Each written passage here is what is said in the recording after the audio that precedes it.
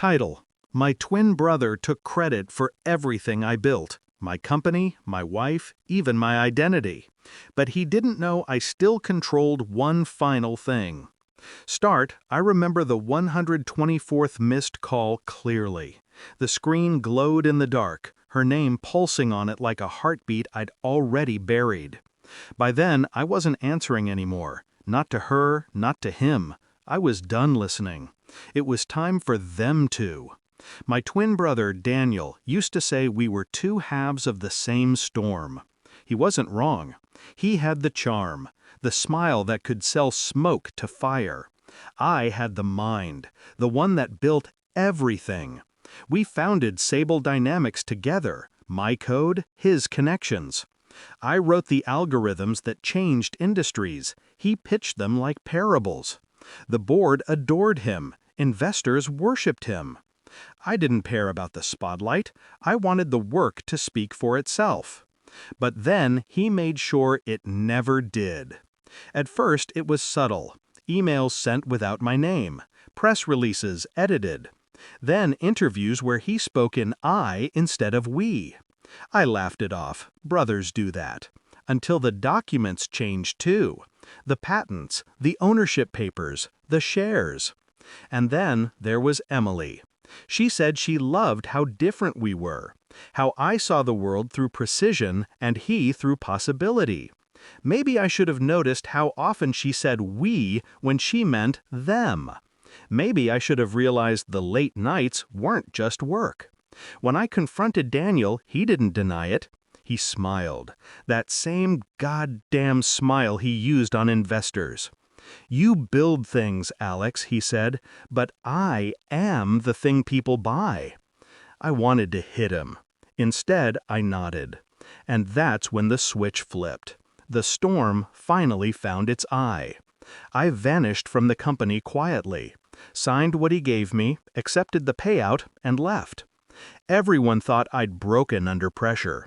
Daniel made sure of that, too.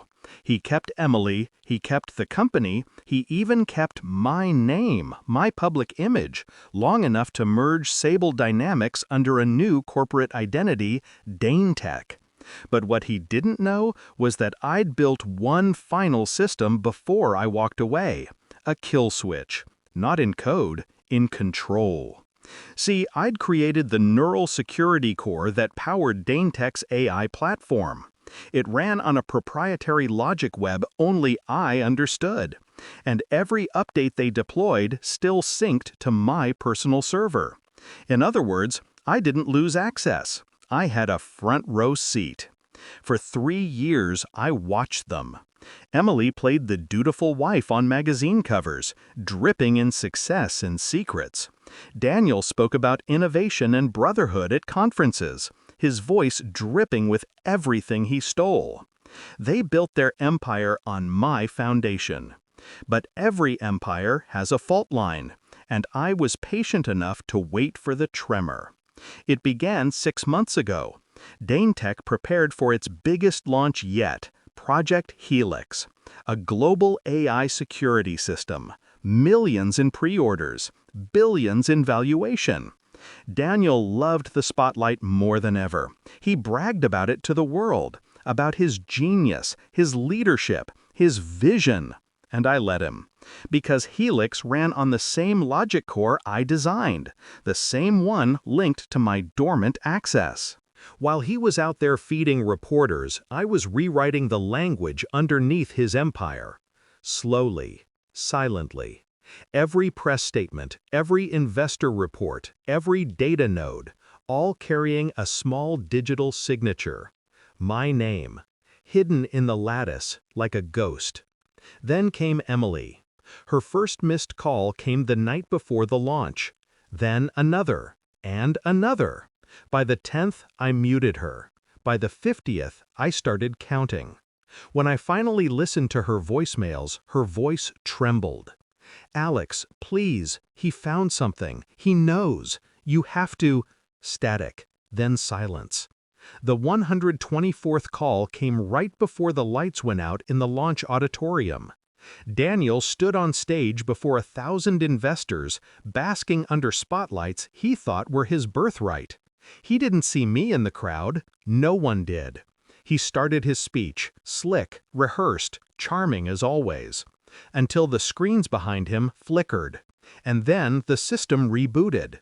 One by one, the logos, charts, and projections bled into static. Then the static bled into code, my code. Lines of it streaming live across every monitor. My name embedded in every string. The system that powered his empire now proclaimed its true creator.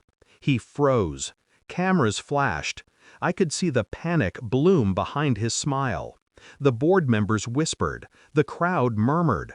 The journalists started recording. And then the final blow landed. The Security Corps auto-archived all hidden communications, falsified contracts, and transaction trails. Every document he'd buried into the company's public data feed.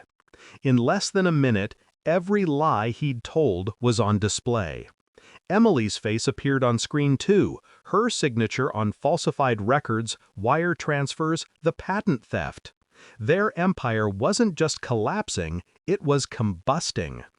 Daniel turned toward the control booth, yelling for the feed to be cut. Too late. Helix's AI voice filled the hall. System restoration complete. Original architect, Alexander Reed. He looked right at me then, and for the first time, his expression wasn't charming. It was terrified. I didn't need to say a word. I just watched as security rushed in, as investors shouted, as cameras swarmed him like vultures. Emily tried to reach him, but she was dragged away too, handcuffed, crying, exposed. The irony was poetic.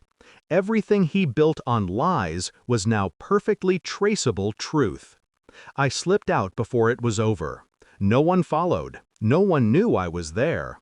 Later, I sat by the window of my new apartment overlooking the city, the same skyline I once dreamed of conquering. My phone buzzed again. One new voicemail. Her voice, broken. "Alex, I'm sorry. We didn't mean for it to go this far. Please, tell me it wasn't you. Tell me—" I deleted it before she could finish.